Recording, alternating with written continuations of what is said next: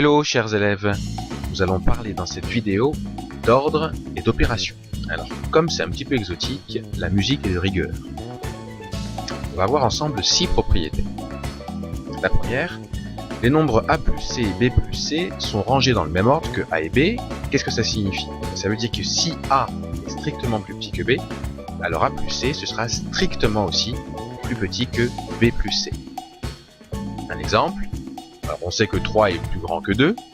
Si je décide d'ajouter 5 à 3 et à 2, eh bien, je pourrais dire avec certitude que 3 plus 5, ce sera strictement supérieur à 2 plus 5, sans même faire de calcul, d'après la propriété.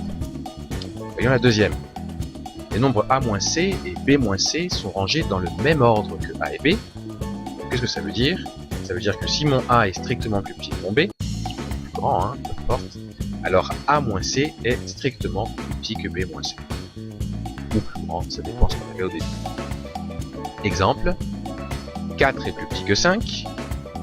Alors, si j'enlève 10 à 4 et à 5, eh bien je pourrais dire que 4 moins 10 sera plus petit que 5 moins 10. Troisième propriété, les nombres AC, A fois C, et BC, B fois C sont rangés dans le même ordre que A et B si C est positif. Donc ça veut dire quoi? Ça veut dire que si A est strictement plus petit que B, alors A fois C, ce sera aussi strictement plus petit que B fois C dans le cas où C est positif. Là, l'exemple s'affiche. Je sais que 7 est plus petit que 10.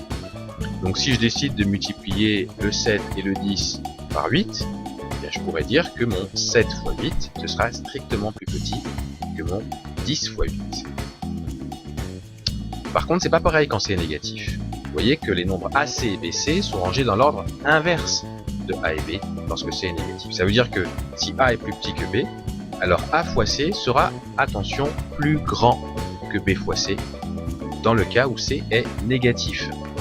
Et là l'exemple, vous voyez, s'affiche. Alors on sait que 2 est plus petit que 7.